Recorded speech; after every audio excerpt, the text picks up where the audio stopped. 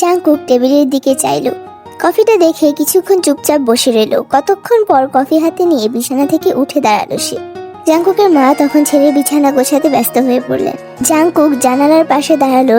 সামনে টিনের উপর কবুতর ডাকছে। জাংকুক কফির কাপে চুমুক দিল। মাকে উদ্দেশ্য করে বলল, মম, এখানের কালচার আর বিদেশের কালচার কতটা ভিন্ন দেখেছো? জাংকুকের মা মৃদু হেসে কাঁথাবাজ করতে করতে বললেন, ভিন্ন তো হবেই, এখানে সবকিছুই আলাদা জাংকুক। আমার তো ইচ্ছে আছে এই বাংলাদেশেরই কোনো এক মেয়েকে তোর জন্য বউ বানিয়ে নিয়ে যাব। জাংকুক চোখ মুখ কুচকে ফেললো মায়ের কথা শুনে। বলল, are you crazy mom?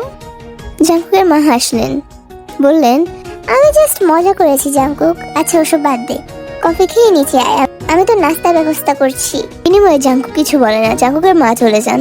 Jungkook জানালার ধারে দাঁড়িয়ে কফিতে চুমুক দিতে থাকে। হঠাৎই দৃষ্টি আটকায় তার উঠান পেরিয়ে যাওয়া দুটো মেয়ে আর একটা ছেলের দিকে। স্কুল ইউনিফর্ম পরে তেহিয়ন আর রোজে যাচ্ছে স্কুলে। সঙ্গে তে যাচ্ছে, মাথায় লম্বা করে ঘুমটা দেওয়া তার। জাংকুক তে ওদের দিকে তাকিয়ে বলল, তোমাদের কিন্তু খুব মিষ্টি দেখাচ্ছে মেয়ে। ব্রেকফাস্ট সেরে বাড়ির বাহিরে মোবাইল হাতে উঠানের সামনে দাঁড়িয়ে আছে জাংকুক। বাড়ির মধ্যে নেটওয়ার্ক পাচ্ছে না, সাথে কারেন্টও নেই। জাংকুক বেশ বিরক্ত বিষয়টায়। তো প্রচুর গরম, তার উপর মোবাইলে নেটওয়ার্কের এরম সমস্যা, আবার কারেন্টও নেই। জাংকুক তার কপালের ঘামটা হাত দিয়ে মুছে অগ্রসর হলো বাড়ির বাহিরের দিকে। বাহিরে বের হয়ে বাম দিকে যাওয়ার জন্য পা রাখতেই এমন সময় সামনের রাস্তা দিয়ে মাথার ঘুমটাটা ঠিক করতে করতে আসছিল তে। জাংকুকের দৃষ্টি যায় সেদিকে। তেও তাকায়, চোখাচোখি হয় দুজনের মাঝে। তে দৃষ্টি নামিয়ে ফেলে। জাংকুক তখনও তাকিয়ে রয়। সামনে এগিয়ে এসে বলে, কোথায় যাচ্ছেন জাংকুক সাহেব? কোথায় আর যাবো রমণী, তোমাদের যে বাড়ি, না থাকে কারেন্ট না থাকে নেটওয়ার্ক, সব মিলিয়ে আমার অবস্থা বাজে। তে দাঁড়িয়ে পড়ে, বেশ অবাক স্বরে বলে, বাড়িতে কারেন্ট নেই? মাথা নাড়িয়ে না বলে জাংকুক। তে কিছুক্ষণ আশেপাশে তাকিয়ে বলে, আপনার কি খুব বেশি গরম লাগছে জাংকুক সাহেব? আমায় দেখে তোমার কি মনে হচ্ছে? গা বেয়ে কিভাবে ঘাম পড়ছে দেখছো না? তে এবার তাকায় জাংকুকের মুখের দিকে। কপাল বেয়ে ঘাম পড়ছে তার। জাংকুকের চোখ দুটো বেশ সুন্দর, পাপড়িগুলোও বেশ ঘন। তে না চাইতেও কয়েক সেকেন্ড তাকিয়ে রইল জাংকুকের চোখের দিকে। তে জড়সড় হয়ে বলে, একটা জায়গায় যাবেন, সেখানে আপনার একটুও গরম লাগবে না। জাংকুক বেশি সময় নিল না, দ্রুত বলল, যাব। একটু ঠান্ডা হওয়ার জন্য মনটা বড্ড আনচান করছে রমণী, চলো যাই। তে হাসে, বলে, ঠিক আছে চলুন। তে আর জাংকুক হাঁটা শুরু করলো। তে তার মাথার কাপড়টা আরেকবার ঠিক করে ধীরে ধীরে হাঁটতে শুরু করলো জাংকুককে নিয়ে। হঠাৎই জাংকুক প্রশ্ন করলো, কোথায় গেছিলে? স্বাভাবিক ভঙ্গিতে জবাব দে, ওই তেহিয়ন আর রোজেকে স্কুলে পৌঁছে দিতে গিয়েছিলাম। ও, রোজই যাও ওদের পৌঁছে দিতে? জাংকুক আর কিছু বলে না। এবার তে প্রশ্ন করে, আমাদের গ্রামটা আপনাকে খুব বিরক্ত করছে তাই না জাংকুক সাহেব? খানিকটা তো করছেই, আবার ভালোও লাগছে। আমেরিকার দেশটা খুব সুন্দর তাই না? হ্যাঁ একটু সুন্দর, তবে এখানের প্রকৃতির থেকে বেশি নয়। তে মুচকি হাসে। জাংকুক তের হাসি দেখে বিড়বিড় করে বলে, এভাবে হেসো না রমণী, আমার কেন যেন তোমার হাসিটা কেমন কেমন লাগে। আপনি কি কিছু বললেন? তে প্রশ্নে খানিকটা চমকে উঠে বলল জাংকুক, না, কি বলবো? ওহ আচ্ছা, কেন যেন মনে হলো আপনি কিছু বললেন। না, কিছু বলিনি। ওহ ঠিক আছে। প্রকৃতিতে পুরো পঞ্চমুখ, চারপাশ বড় বড় গাছপালা, ঝোপঝাড়, মাটির রাস্তা, পুকুর, খাল, বিল সবকিছু পেরিয়ে হাঁটছে জাংকুক কাটতে। মাঝে একবার মাছরাঙা পাখিও দেখলো জাংকুক। এছাড়াও নানা রকমের পাখির দেখা মিলেছে তার। সামনে যত এগোচ্ছে প্রকৃতি জুড়ে থাকা হিমশীতল বাতাসগুলো খুব গভীরভাবে ছুঁয়ে দিচ্ছে জাংকুককে। জাংকুকের ধীরে ধীরে গরম লাগা ভাবটা ঘুচে যাচ্ছে। বেশ লাগছে, এভাবে কখনো বাতাসের খোঁজে বাহিরে হাঁটা হয়নি তার। হঠাৎই তে খুশি মাখা মুখ নিয়ে বলল, নৌকায় উঠবেন জাংকুক সাহেব? নৌকা? চলুন যাই, আপনার ভালো লাগবে। জাংকুক শুনলো আর পাল্টা কোনো প্রশ্ন না করে বলল, ঠিক আছে চলো। তে দ্রুত এগিয়ে গেল। সামনেই খাল বেয়ে নৌকা যাচ্ছে একটা। নৌকা চালাচ্ছেন তেদের বাড়ি 3 বাড়ি ছাড়িয়ে থাকা আলতাফ দাদু। তে দ্রুত এগিয়ে গিয়ে মিষ্টি হেসে বলল, দাদু কোথায় যাচ্ছ? আলতাফ দাদু ঘুরে তাকালেন। মাত্রই একটা সিগারেট মুখে দিয়েছিলেন তিনি। আলতাফ হকচকিয়ে উঠে পিছন ঘুরে তাকালেন। তেকে দেখে হালকা হেসে বললেন, ওহ তে দাদু ভাই, কোথায় যাচ্ছিস? আমাদের একটু তোমার নৌকায় চড়াবে দাদু, আমরা একটু ওই সামনে যাব। দাদু এবার তাকালো জাংকুকের দিকে। তিনি ভেবে বসলেন এ হয়তো তের হবু জামাই। হালকা হেসে বললেন, কে ও? নাচ জামাই বুঝি? সঙ্গে সঙ্গে তে জাংকুক দুজনেই বিষম খেলো। তে কিছু বলতে নেবে এরই মাঝে আলতাফ দাদু আরো বললেন, বেশ দেখতে কিন্তু নাচ্চামাইকি, তোর সাথে বেশ মানাইছে কিন্তু দাদু ভাই। এবার তে আরো বিপাকে পড়লো। সে থরথর করে বলল, আরে দাদু ভাই, তুমি ভুল ভাবছো। তুমি যাকে ভাবছো সে উনি নয়, উনি তো বাবার বন্ধু কিম নামজনের ছেলে জাংকুক। আর তাছাড়া আমার কিন্তু এখনো বিয়ে হয়নি, তাই এখনো জামাই জামাই করো না। আলতাফ দাদু বেশ লজ্জা ফিল করলেন, কিছু না জেনেই কি ভুলভাল বলে দিলেন। কিঞ্চিত হেসে বললেন তিনি, আরে ভুল হইয়া গেল গা, তাড়াতাড়ি নৌকায় উঠ, বাকি কথা নৌকায় বসে হবে। তে এবার জাংকুকের দিকে তাকালো। সে কি এখন উঠবে নৌকায়? এই দাদুটাও না কেমন যেন কিছু নাই জেনেই ভুল করে ফেলে। জাংকুকের দৃষ্টি ছিল তখন শান্ত। তাকে দেখে বোঝার উপায় নেই সে কি বিরক্ত ফিল করলো, রাগ হলো নাকি অন্য কিছু। তে খুব লজ্জিত ভাবে বলতে নিল, আপনি কি? পুরোপুরি কথাটা শেষ করতে পারলো না তে।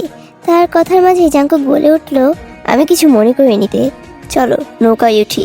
এই প্রথম যেন নিজের নামটা জাংকুকের মুখ থেকে শুনল তে। কিছুক্ষণ জাংকুকের মুখের দিকে তাকিয়ে বলে ফেলল তে, জি চলুন। তে নিজেই আগে উঠে বসলো নৌকায়। এবার জাংকুক কিভাবে উঠবে বুঝতে পারছে না, যা দেখে হালকা হেসে বলল তে, আমার হাত ধরে উঠে আসুন জাংকুক সাহেব। কিন্তু জাংকুক তের হাত ধরল না। সে নিজে নিজে খানিকটা সময় নিয়ে উঠে বসলো নৌকায়। বিষয়টায় তের খারাপ লাগলো কিনা বোঝা গেল না। সে হাত সরিয়ে ফেলল। অতঃপর তে জাংকুক দুজনেই পাশাপাশি বসলো নৌকার এই মাথায় আর ও মাথায় মাঝি দাদু। মাঝখানে কিছু শুকনো ধান। তে বসেই আলতাফ দাদুকে উদ্দেশ্য করে বলল, চলো দাদু, আমরা উঠেছি। আলতাফ দাদুও শুনলেন। ধীরে ধীরে নৌকা চালাতে শুরু করলেন। খালে জোয়ার ছিল না বিধায় পানি ছিল অল্প। তে অন্যদিকে ঘুরে তাকিয়ে আছে। জাংকুক দেখলো সেটা। মেয়েটা কি তার ব্যবহারে রাগ করলো? জাংকুক সামনের মাঝির দিকে তাকালো। উনি তখন উল্টো দিক ঘুরে নৌকা চালাতে ব্যস্ত ছিলেন। জাংকুক হুট করে তের কানের কাছে নিজের মুখ নিয়ে খুব অল্প আওয়াজে বলল, খুব কে আমার ব্যবহারে রাগ করেছে তে? আসলে কি বলতো, কোনো মেয়ের হাত ধরাটা আমার জন্য একটুও আনইজিকর বিষয় নয়, কিন্তু তারপরও তোমার হাতটা কেন যেন ধরতে আমার কাছে সংকোচ ফিল হচ্ছিল, তাই ধরিনি। তে খানিকটা কেঁপে উঠল। পরক্ষণেই নিজেকে সামনে নিয়ে বলল, না আমি কিছু মনে করিনি। তের কথা শুনে জাংকুকও হালকা হেসে বলল, আমি জানতাম তুমি কিছু মনে করবে না। প্রত্যুত্তরে কোনো জবাব দেয় না তে। জাংকুকও আর কিছু বলে না। প্রকৃতি তখন কড়া রোদ্দুরে আচ্ছন্ন। রাখাল ভাইয়া গরু নিয়ে বসে আছে মাঠে। ছোট ছোট ছেলেমেয়েরা স্কুল ড্রেস পরে ফিরছিল বাড়ি। কেউ সাইকেল চালিয়ে যাচ্ছে দূরে, কেউ মাথায় ভারী বস্তা চাপিয়ে ছুটছিল বাড়ি, কেউ জাল ফেলে মাছ ধরে কাদামাখা শরীর নিয়ে ছুটে যাচ্ছিল দূরে। ছোট ছোট ছেলেমেয়েরা দল বেঁধে কাঁচি হাতে কোথায় যেন যাচ্ছিল। জাংকুক সবাইকে খেয়াল করলো। প্রকৃতির শীতল ছোঁয়ায় ততক্ষণে সে ছিল ফুরফুরে। হাতে থাকা ফোনটাই কিছু কিছু ছবি ক্যাপচার করছিল। জাংকুকরা আস্তে আস্তে এসে পৌঁছালো বিপুল টগর আর টগরের ফুল ভরা একটা নদীর পাড়ে। তে একটা বড়সড় তাল গাছ আর পাড় দেখিয়ে বলল মাঝি দাদুকে, ওখানেই নামিয়ে দাও দাদু ভাই। মাঝি দাদু শুনলেন, দ্রুত নামিয়ে দিলেন তে আর জাংকুককে। পুরো রাস্তায় সিগারেট খাওয়া শেষ হতেই তে আর জাংকুকের সাথে বেশ হেসে খেলে কথা বলেছেন তিনি। জাংকুকের বাবাকেও চিনিনি। একসময় জাংকুকের দাদুর সাথে বেশ ভাব ছিল তার। জাংকুকের দাদু যে একজন ভালো মানুষ ছিলেন তাও বলেছেন তিনি। জাংকুক শুধু শুনে গেছে আর হালকা হেসেছে। নৌকা থামতেই জাংকুক আগে নেমে পড়লো নৌকা থেকে। তেও নেমে পড়লো। ওরা নামতেই মাঝি দাদু চলে গেলেন নিজের গন্তব্যের উদ্দেশ্যে। অল্প সরু রাস্তা, যার দুই কিনারায় রয়েছে ইয়া বড় বড় তাল গাছ আর তাল ধরেছে তাতে।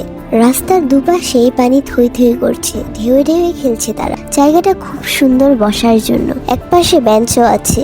তে জাংকুক কিছুক্ষণ বসে বসে গল্প করলো সেখানে। মুহূর্তটা বেশ সুন্দরই ছিল তাদের জন্য। জাংকুক মনে মনে আওড়ালো আবার। মাথার উপর মস্ত বড় সাদা আকাশ, দুই ধারে নদী আর মাঝখানে রাস্তা। আকাশ ভর্তি পাখি, প্রকৃতি জুড়ে হিমশীতল বাতাস, সঙ্গে পাশে এক সুন্দরী রমণী। বিষয়টা মন্দ না। হেসে ফেলে জাংকুক। যা দেখে তে বলে, আপনি হাসছেন কেন? জাংকুক হাসি থামায় বেশ ডোন্ট কেয়ার ভাব নিয়ে বললে হয়তো তুমি বিশ্বাস করবে না রমণী, আমি এতক্ষণ কি আবল তাবল জিনিসপত্র ভেবেছি। তে বেশ অবাক হয়ে বলল, মানে? সবকিছুর মানে যে খুঁজতে নেই মিশতে। কিছু কিছু কথার মানেকে আপনা আপনি ছেড়ে দিতে হয় সময়ের তালিকায়, নয়তো ভুলে যেতে হয় তৎক্ষণাৎ। বুঝলেন কিছু?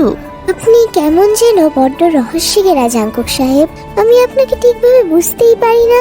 জাংকুক হাসে, উচ্চ স্বরে শব্দ করে হাসে। তে তাকিয়ে দেখে জাংকুক ছেলেটা হাসার পর গালের টোল পড়ার বিষয়টা যেন একটু বেশিই দারুণ। তে জাংকুকের হাসির মাঝেই আবারও বলে, আপনি হাসছেন কেন?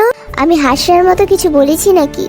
জাঙ্কুক তার হাসি থামায়, খুব শীতল কণ্ঠে বলে, আমাকে বুঝতে এসো না রমণী, আমি কিন্তু তোমার ধরাছোঁয়ার বাইরে। তে চুপ করে রয়। জাঙ্কুকের কথার পিঠে কি বলবে সেটা বুঝতে পারছে না। এটা তো সত্যি, জাঙ্কুক তার ধরাছোঁয়ার একদমই বাইরে। তের ভাবনার মাঝেই তের মুখের সামনে তুড়ি বাজিয়ে বলল, জাঙ্কুক কোথায় হারিয়ে গেলে? ধরফরিয়ে উঠল তে, বলল, না কিছু না, চলুন বাড়ি যাই। জাঙ্কুকও রাজি হয়, বলে, ঠিক আছে চলো।